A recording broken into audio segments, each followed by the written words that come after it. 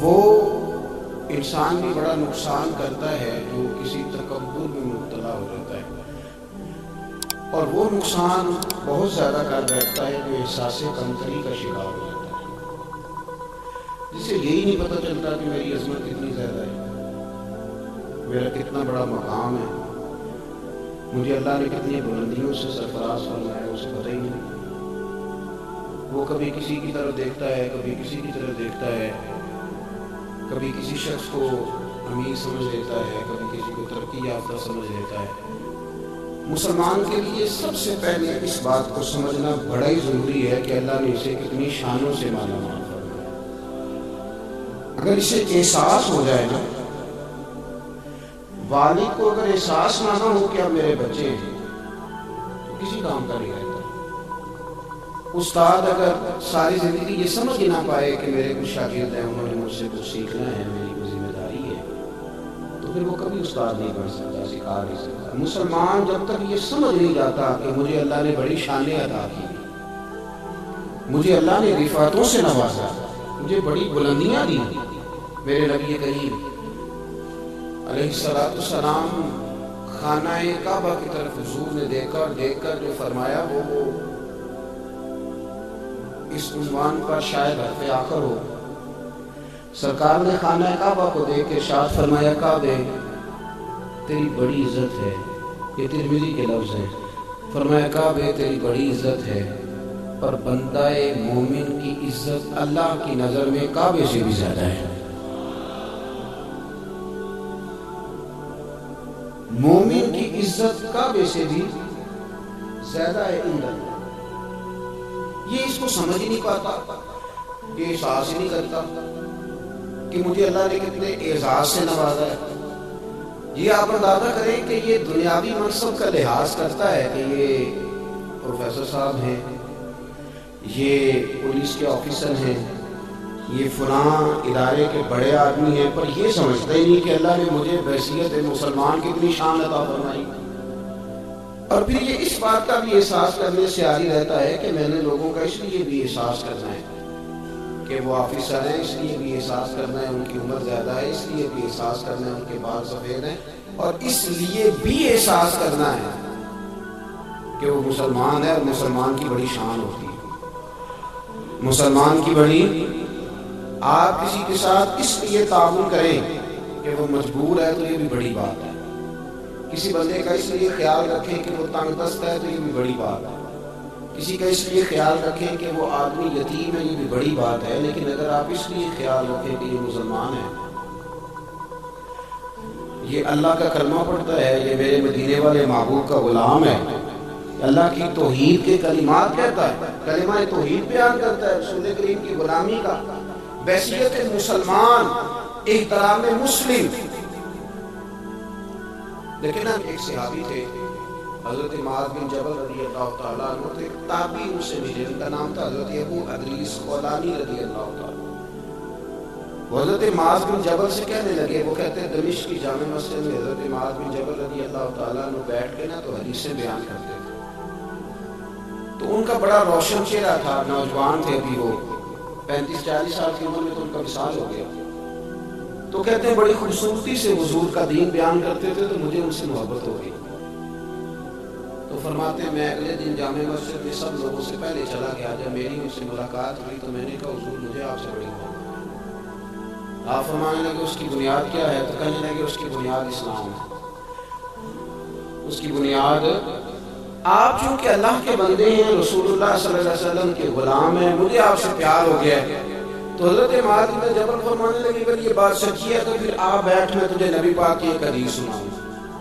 میں نے کہا حضور سنائیے، تو فرمانے لگے میرے محبوب نے فرمایا ہے جو کسی سے اللہ کی رضا کے لیے پیار کرے، یعنی مقصود اس کا یہ ہو کہ یہ اللہ کا بندہ ہے، یہ مسلمان ہے، اللہ کی رضا کے لیے جو لوگ ایک دوسرے سے محبت کریں گے، حضور فرماتے ہیں قیامت کے دن اللہ انہیں نور کے منبر عطا کرے گا، اللہ انہیں نور کے منبر عطا کرے گا، اللہ انہیں نور، اللہ کرے آپ کو سمجھ آئے میری بات، میں کیا کہہ رہا ہوں، میں کیا کہہ رہا ہوں، انہیں کوئی بڑا آدمی کرسی نہیں دے گا، اللہ عطا کرے گا اور نور کے منبر عطا کرے گا۔ کیوں کہ بحیثیت مسلمان ایک دوسرے سے پیار کرتے ہیں۔ اور حضور علیہ السلام نے فرمایا اللہ نور کے منبر دے گا اور سب لوگ خوف زدہ ہوں گے پر انہیں خوف بھی کوئی نہیں ہوگا، سب لوگ پریشان ہوں گے پر انہیں پریشانی بھی کوئی نہیں ہوگی۔ تو فرشتے کہیں گے یا اللہ یہ 14ویں رات کی طرح چمکتے والے چہروں والے کون ہیں؟ تو رب کریم فرمائیں گے یہ وہ لوگ ہیں جو میری رضا کے لیے ایک دوسرے سے محبت کرتے ہیں۔ پہلی بات تو یہ کہ اپنا منصب پہچانے کہ بحیثیت مسلمان ایک شان ہے، ایک عظمت ہے، ایک لاجواب قسم کی عزت ہے جو اللہ نے عطا فرمائی۔ بحیثیت مسلمان اللہ نے شانیں دی۔ تو پھر اس کے بعد اگلی بات یہ سمجھ لیں کہ ہم نے بحیثیت مسلمان دوسرے بندے سے پیار کرنا ہے، محبت کرنا ہے۔ یہ جو خود غرضی کا مزاج ہے نا کہ میں نے صرف اس بندے کے ساتھ تعلق رکھنا ہے جو میرے کام آئے گا، جو میری ڈیوٹی کرے گا، جو میرے ساتھ چلے گا، جو میری جماعت کا ممبر بنے گا، تو یہ تو بہت بڑی خود غرضی ہے، یہ تو آپ نے دین کو محدود کر دیا ہے۔ آپ نے تو کسی کا کام صرف اس لیے کر دینا ہے کہ یہ رسول اللہ کا غلام ہے، یہ نبی پاک کا غلام ہے۔ اب آپ تو سمجھیں فقط اس لیے۔ یاد دیکھو نا جو میرے ساتھ کلاس کا جو پڑھتا رہا اس کی تو میں کچھ قدر کرتا ہوں نا کہ میرے بھی استادوں کا یہ شاگرد ہے، جو میرے حضرت کے مرید ہیں میں ان کے بھی کچھ قدر کرتا ہوں نا کہ میرے پیر بھائی ہیں۔ تو جو میرے کلاس فیلو تھے ان کی بھی قدر کی، پیر بھائیوں کی بھی قدر کی، محلے والوں کی بھی قدر کی۔ یہ کس لیے کی کہ کوئی نہ کوئی نسبت ہے۔ تو میرے نزدیک استاد کی نسبت بڑی ہے، پیر کی نسبت بڑی ہے، یہ مدینے والے رسول کی نسبت بڑی ہے۔ تو بڑی نسبت تو رسول کریم کی ہے نا۔ اب کیا کریں گے کہ اس نسبت کی بدولت بھی ہم کچھ لوگوں کا ادب کریں گے، ان سے پیار کریں گے، ان کا اکرام کریں گے۔ فقط مسلمان دیکھیں نا یہ بہت بڑی بات ہے کہ آپ کسی شخص سے اس لیے پیار کریں کہ وہ آپ کا رشتہ دار ہے ددیال میں سے، ننیال میں سے، اور پھر کوئی جا کے آپ کے پھوپھو کو بتائے کہ میں گیا تھا تو آپ کے بھتیجے نے بڑی قدر کی تھی، تو پھوپھو راضی ہوتی ہے کہ نہیں ہوتی؟ چچا کے شہر سے آنے والے سے پیار کریں تو خوش ہوتا ہے کہ نہیں ہوتا؟ تو اگر کوئی صرف اس لیے جا کے اللہ رسول کی بارگاہ میں گواہی دے کہ انہوں نے آپ کی نسبت کی برکت سے میرے ساتھ بڑا پیار کیا تھا، تو آپ اندازہ فرمائیں کہ وہاں ماحول کیا بنے۔ نجاشی بادشاہ نے نا مسلمانوں سے بڑا پیار کیا، بڑی محبت کی، اہل اسلام کے ساتھ اس نے بڑا اچھا رویہ۔ کفار مکہ پیچھے گئے، انہوں نے وہاں کچھ پیسے بھی دیے، تحفے بھی دیے کہ یہ ہمارے حوالے کر دیے جائیں، اور اس نے کہا نہیں یہ تمہارے حوالے نہیں ہوں گے، یہ تو آپ آئے ہیں تو یہ میرے ملک میں ہی وطن میں ہی رہیں گے۔ تو نجاشی جب کچھ کلمہ بھی پڑھ گیا تھا، وہ جب اس کا انتقال ہو گیا تو رسول پاک نے فرمایا نکلو بھائی تمہارے بھائی کا جنازہ پڑھنا۔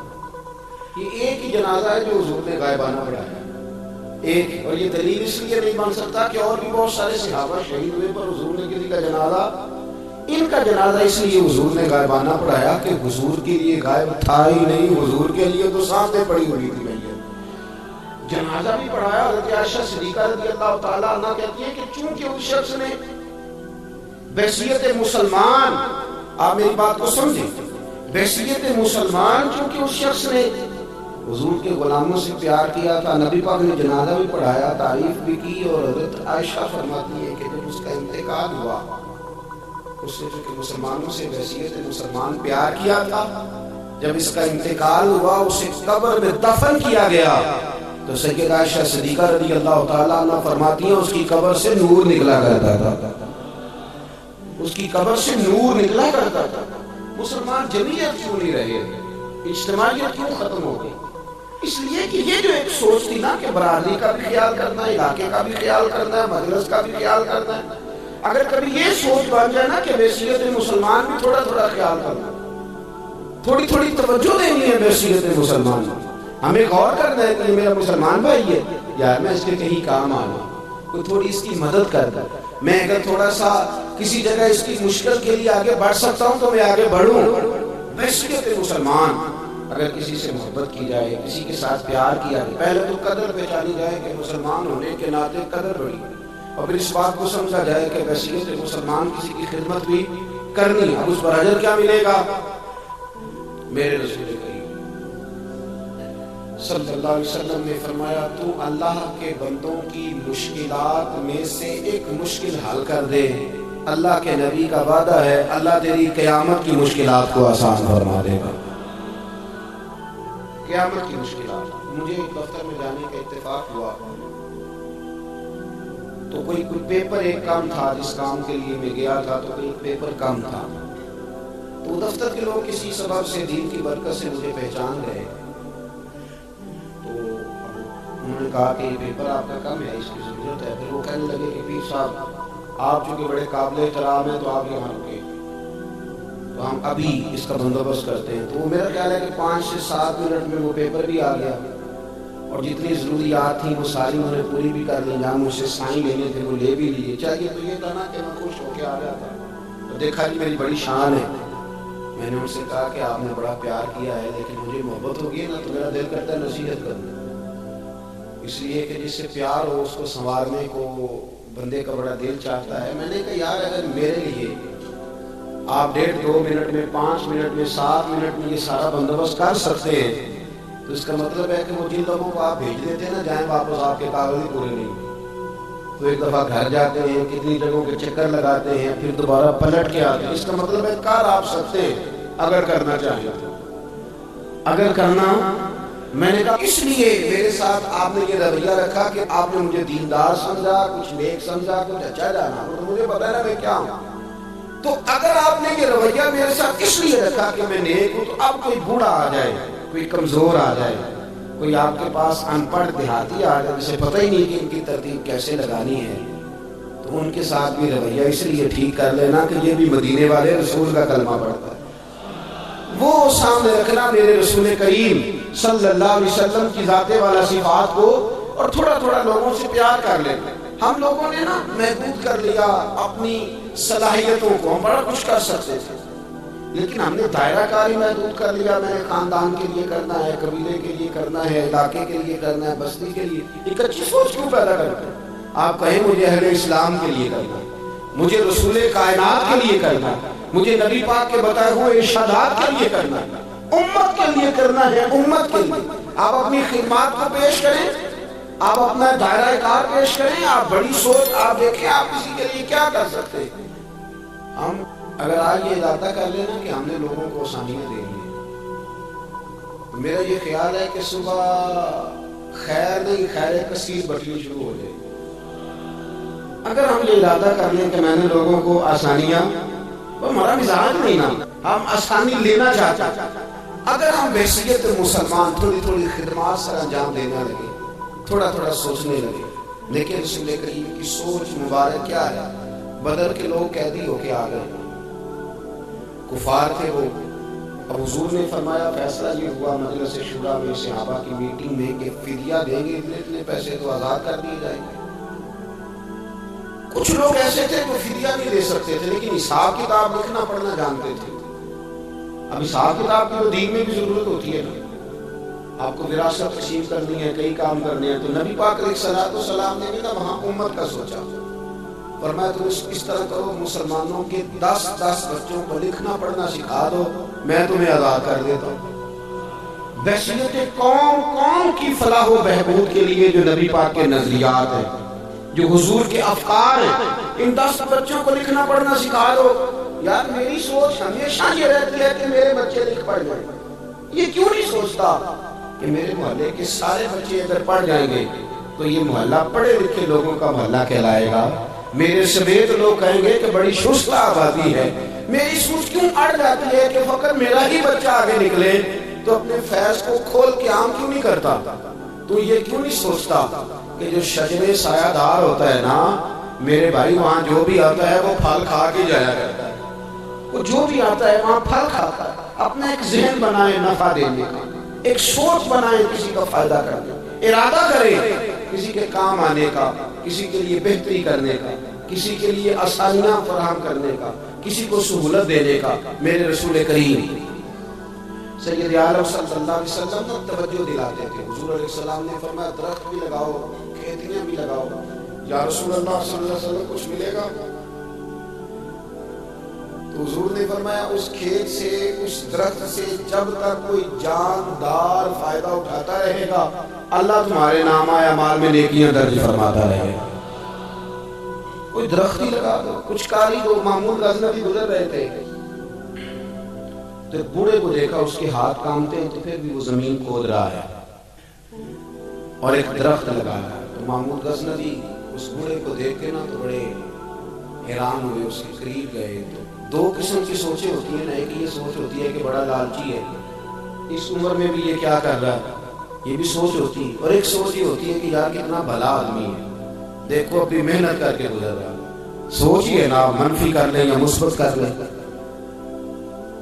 تو محمود غزنوی آگے بڑھے اور آگے بڑھ کے نا تو آپ اس بوڑھے سے کہنے لگے کہ بابا یہ کیا کر رہے ہو؟ تو کہنے لگے میں درخت لگا رہا ہوں۔ کہنے لگے بزرگوں اب آپ کی جو عمر ہے نا، یہ عمر نہ تو آپ اس کے پھل کھا سکیں گے نہ چھاؤں میں بیٹھ سکیں گے، اور آپ کو تکلیف بھی بڑی ہے۔ تو بابا جی محمود کو جانتے ہی نہیں تھے، پلٹ کے کہنے لگے بیٹا چلو میں نہیں پھل کھاؤں گا تو میرے پوتے تو کھائیں گے نا، میرے نواسے تو کھائیں گے نا، تو آپ چھوڑے مجھے، میں تو اگلی نسلوں کا بھلا کر رہا ہوں۔ یہ سوچ ہماری بڑی کم ہوتی، یہ بڑی کم سوچ ہوتی، پوتے کھائیں گے نواسے کھائیں گے۔ تو محمود غزنوی بادشاہ تھے، بڑے راضی ہوئے، کہنے لگے یار بابا تیری تو سوچ بڑی شاندار ہے، قوم کا نفع کرنے والی سوچ ہے۔ اس نے کہا کہ تھیلی اشرفیوں کی بابا جی کو دے دو۔ بابا جی نے نا وہ تھیلی اشرفیوں کی جب قبول کی پکڑی تو بابا جی بڑے مسکرائے۔ محمود کہنے لگا کیا ہوا؟ تو فرمانے لگے بیٹے تم نے تو کہا تھا کہ میں اس کا پھل نہیں کھاؤں گا، میں نے تو ابھی لگایا نہیں ہے، اللہ نے پھل مجھے پہلے ہی عطا فرما دیا۔ تم تو کہہ رہے تھے کہ پھل نہیں کھاؤں گا، ابھی تو لگایا نہیں تو اللہ نے پھل دے دیے۔ محمود بڑا راضی ہوا، اس نے کہا یار بابا تو بڑی اونچی سوچ کا مالک ہے، ایک تھیلی اور دو بابا جی کو، اور دے دو ایک تھیلی، ایک اور تھیلی دی بابا جی کو۔ تو بابا جی پھر ہنسے، کہنے لگے محمود میرا خلوص دیکھ، میں اللہ کے بندوں کا نفع کرنا چاہتا تھا نا تو میں نے ابھی لگایا نہیں۔ لوگوں کے باغ میں سال میں ایک دفعہ پھل لگتا ہے، اللہ نے مجھے 2 دفعہ پھل لگا کر دیا۔ محمود نے کہا تیسری بھی دو گی بابا جی کو تھیلی۔ آپ سوچ تو بنائیں گے صاحب، ہم یہ سمجھتے ہیں کہ شاید یہ محدود ہو جائے گا، میں کسی کے بچے کو پڑھا دوں گا تو شاید وہ میرے بچے کا نصیب لے اڑے گا، میں کسی کو کچھ دے دوں گا تو شاید وہ ادھر سے آ کے نا تو ہمارا کام خراب کر جائے۔ او بھائی ایسا نہیں ہوتا، اس کو سمجھ، میرا رب تو بڑا کریم ہے، تو بانٹتا جاتا ہے تو اللہ تجھے نوازتا جاتا ہے، تو دیتا جاتا ہے تو اللہ تجھے عطا کرتا جاتا ہے۔ آپ یہ ذہن بنائیں، کسی کا فائدہ کرنے کا، کسی کا نفع کرنے کا، کسی کو کچھ دے ڈالنے کا، کسی کے اوپر رحمت کی برکھا برسانے کا آپ ارادہ کریں، اللہ تبارک و تعالیٰ آپ کو نواز دے گا۔ ہم جہاں بیٹھے ہوتے ہیں تو لوگوں کو ہماری ضرورت ہوتی ہے۔ حضرت عبداللہ ابن عمر رضی اللہ تعالیٰ عنہ نے 100 دینار الگ کر کے رکھا ہوا تھا، پورا 100 دینار، بہت بڑے پیسے ہوتے تھے اس زمانے میں۔ تو آپ کے بچے کہتے کہ بھائی یہ پیسے سائڈ پہ کیوں رکھے ہوئے ہیں؟ تو فرماتے پتر یہ میں نے لوگوں کو ادھار دینے کے لیے ہوتی ہے۔ خاصی مشکل بات نہیں کر دی، ہماری کو دکانوں پہ لکھا ہوا ہے ادھار باندھ کر، موٹا کر کے لکھا ہوا ہے ادھار باندھ، یعنی نقد والے آ جاؤ، ادھار والے بالکل نہ آنا۔ تو ادھار کون لیتا ہے؟ امیر آدمی۔ او بھائی سنیں، ادھار کون لیتا ہے؟ غریب آدمی۔ اور ہمارا کیا حال ہے کہ ہم کہتے ہیں وہ یہ نہیں کہہ رہا کہ مجھے بھیک دے دو، وہ کہہ رہا یار ذرا مہربانی کرو، میں نا یہ میرے ایک دوست کہنے لگے کہ وہ کیا بنا ہے، سنا تھا ایک شخص کو پھانسی ہونے لگی، عدالت کا فیصلہ ہے۔ میں نے کہا یہ وہ لوگ تبصرہ کرتے جو پیٹ بھر کے روٹی کھاتے ہیں، یہ ان لوگوں کا تبصرہ ہے، وہ پیٹ بھر کے روٹی کھاتے ہیں، رات تبصرہ کریں گے، فیس بک پہ اپنی رائے دیں گے۔ لیکن جو آدمی آدھا کلو گھی صبح فیکٹری جانے سے پہلے گھر دے گیا تھا، وہ جب رات کو آتا ہے تو اس کی بیوی ڈرتے ہوئے اسے یہ نہیں کہتی کہ وہ عدالت کے فیصلے کا کیا بنا ہے، اس کی بیوی تو اس کو کہتی ہے کہ وہ جو آپ گھی لائے تھے وہ ختم ہو گئے، اور سویرے بچوں نے جب اسکول جانا ہے تو پراٹھے بنانے کے لیے میرے پاس گھی کوئی نہیں۔ یقیناً آپ کو تکلیف ہوگی تو اب کرنا کیا ہے؟ تو میرے بھائی ان کو کہاں تبصرہ یاد رہتا ہے کہ آج نئی بات کیا ہوئی ہے تو کوئی نئی خبر سناؤ کہ اور پھر سناؤ کہ کوئی نئی تازی، یہ باتیں تو ان کو یاد رہتی ہے جو پیٹ بھر کے کھاتے ہیں، جن کو پھر کوئی فکر نہیں، ان لوگوں کی یہ کام ہے، وہ کریں گے سیاسی تبصرے۔ وہ کسی شخص نے کیا خوب کہا تھا کہ غربت نے میرے بچوں کو تہذیب سکھا دی، اب سہمے ہوئے رہتے ہیں شرارت نہیں کرتے۔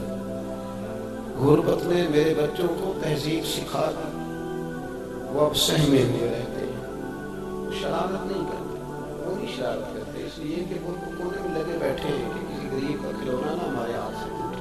خیمے ہوئے رہتے ہیں، وہ شرارت نہیں کرتے. تو میرے عزیز حضرت عبداللہ ابن عمر 100 دینار ہے. ابا جی یہ کس لیے ہے؟ تو فرماتے ہیں میں نے ادھار دینے کے لیے رکھا ہوا ہے.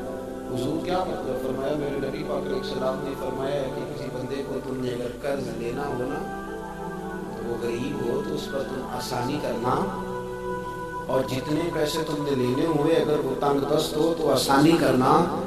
فرمایا جتنے پیسے تم نے لینے ہوئے جتنے دن گزر گئے اللہ روزانہ اتنے پیسے صدقہ کرنے کا تمہیں ثواب عطا فرمائے گا. تو میں نے یہ غریبوں کی مدد کے لیے رکھے ہوئے ہیں. کوئی غریب لے جاتا ہے اپنا کام چلا لیتا ہے، پھر واپس کر دیتا ہے تو میں کسی نئے کو دے دیتا ہوں تو اپنا کام چلا لیتا ہے. یارو ہاں کچھ لوگ ایسے ہوتے ہیں جن کے جنازوں پہ لوگ آ کے بتاتے ہیں، جنازوں پہ آ کے بتاتے ہیں کہ جب میری بیٹی کی شادی تھی تو یہ بابا باپ کی تنہائی میں آیا. جنازوں میں آ کے لوگ بتاتے ہیں کہ ہاں فلانی سردیوں میں جب میرے کپڑے میرے پاس موجود نہیں تھے تو یہ آیا تھا مجھے جڑا دینے.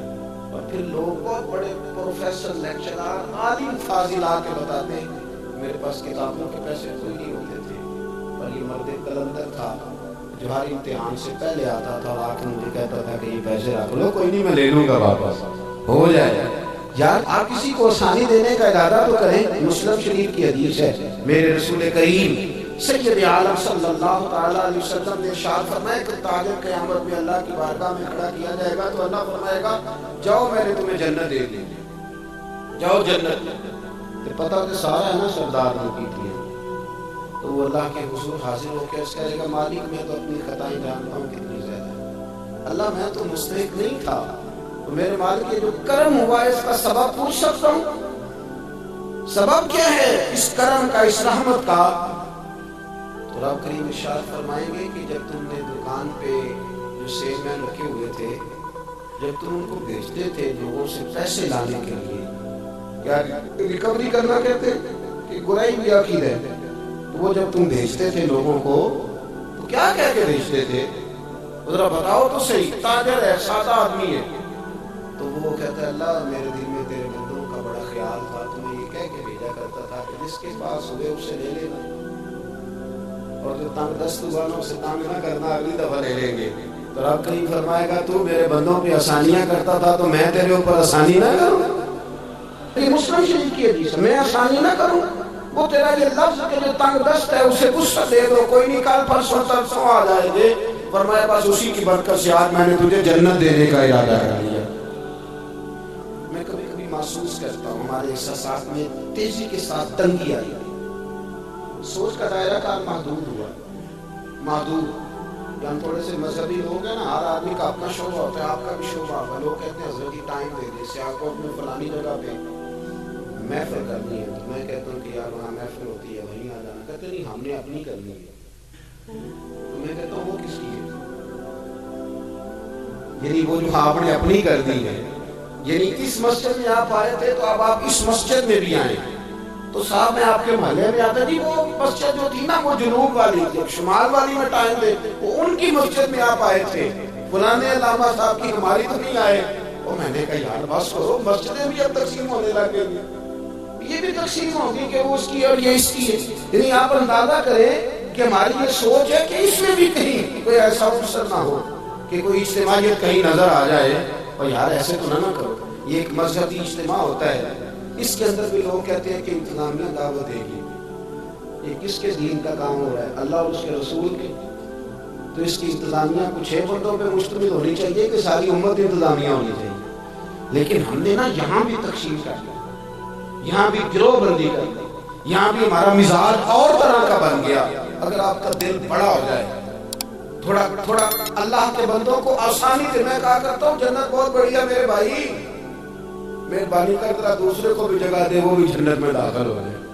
وہ بڑی وسیع ہے، تو تھوڑی مہربانی کر، اتنا محدود نہ کر، اس کو تھوڑی سی نا آسانی کر. اللہ بڑا کریم ہے، جگہ دے انشاءاللہ تعالیٰ. جو کسی اور کا مرید ہے وہ بھی جنت میں جائے گا، اللہ کی وجہ سے وہ بھی جائے گا، پر تھوڑی گنجائش دے، مان لے کے وہ بھی جائے گا. نے تو بڑا محدود کر کے رکھا ہوا، میرا خیال ہے مشکل سے 25-30 لوگ ہیں اگر ہم جانے تو اپنے محلے میں سے، باقی تو سب کے لیے ہم نے بین کر دیا. خدا یوں نہ کرے، اس سے دقت ہوگی. داتا غالب بخش علی حجویری رحمت اللہ تعالیٰ نے کشف الماجوب میں فرماتے ہیں کہ ایک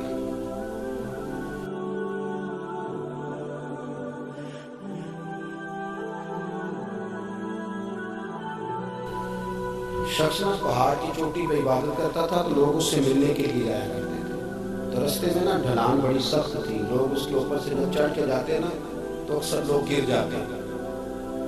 اس کے دل میں ایک دن خیال آیا کہ یہ ڈھلان نہ ہوتی تو کیا ہوتا، تو رب کریم نے اس وقت کے پیغمبر علیہ السلام کو وہی فرمائی کہ اسے کہو تو میری تخلیق پہ اعتراض کرتا ہے، نہ ہوتا تو کیا ہوتا، فرمایا اسے کہہ دو کہ تیرا نام میں نے اپنے نیک بندوں کی صف سے کاٹ کر نافرمانوں کی صف سے لکھ دی۔ وہ کہہ گئے اللہ کے نبی نے پیغام دیا تو وہ سجدے میں گر گیا۔ اور تجھے کیا ہوا؟ کہنے لگا حضور آپ نے کہا ہے نا کہ اللہ نے میرا نام لیا، میں کہاں اور میرے رب نے میرا نام لے لیا ہے حضور، چلے میں تو سمجھتا تھا میں کسی کھاتے میں نہیں، اللہ نے میرا نام لے لیا، یعنی میرا نام، اسے تو فرض ہو گیا۔ وہ پیغمبر کی بارگاہ میں عرض کرنے لگا حضور آپ میرا پیغام اللہ کے حضور عرض کر دیں گے؟ کہا ہاں میں کہہ دوں گا۔ تو وہ عرض کرتا ہے حضور اللہ کی بارگاہ میں یہ عرض کیجیے کہ یا اللہ میرے لیے جہنم کا فیصلہ تو ہو ہی گیا، لیکن مالک میرا دل کرتا ہے کہ میرا وجود اتنا بڑا کر دے، اتنا بڑا کر دے، تو قادر ہے اتنا بڑا کر دے کہ ساری دوزخ میں ہی پورا آ جاؤں۔ اللہ میرا دل نہیں کرتا تیرا کوئی اور بندہ جہنم میں جائے، میری طبیعت نہیں مانتی کہ تیرے محبوبوں کا کلمہ پڑھنے والے، تیرے نبیوں کا کلمہ پڑھنے والے دوزخ میں چلے جائے۔ اللہ تو ساری دوزخ میرا وجود بڑا کر کے نا تو بھر دے۔ آواز قدرت آئی، نبی سے فرما دیجئے کہ یہ اگر میرے بندوں سے اتنا پیار کرتا ہے تو میں اس سے پیار نہ کروں؟ اسے کہہ دیجئے اس کے گناہ بھی بخش دیے، اسے ولیوں میں بھی شامل کر لیا، اور قیامت میں یہ جس جس کی سفارش کرے گا اللہ سب کو جنت عطا کر دے گا۔ پر یہ ہے کہ پروگرام ہی نہیں ہے، اتنی محدود سوچ، تھوڑا تھوڑا پیار کریں، تھوڑی تھوڑی محبتوں میں وسعت لائیں، آپ تھوڑا شوق جوان کریں اپنا، آپ یہ مزاج بنائیں کہ مجھے اللہ کے بندوں سے محبت کرنی ہے۔ علامہ اقبال کہنے لگے خدا کے بندے تو ہیں ہزاروں اور بنوں میں پھرتے ہیں مارے مارے، میں تو اس کا بندہ بنوں گا جس کو خدا کے بندوں سے پیار ہوگا۔ اپنے مسلمان بھائی کے لیے اپنے دل کے اندر نرمی لائیں۔ لوگوں کی کمزوریاں دیکھیں گے تو آپ ایک منٹ بھی کسی کے ساتھ نہیں چل سکتے، اور یہ حال میرا بھی ہے اور آپ کا بھی ہے، تو اگر کوئی ہماری کمزوری دیکھ لیتے وہ چل سکتا ہے ہمارے ساتھ؟ میں اکثر کہا کرتا ہوں کہ اگر ہمارے آپ کھل جائیں تو لوگ ہم سے ہاتھ نہ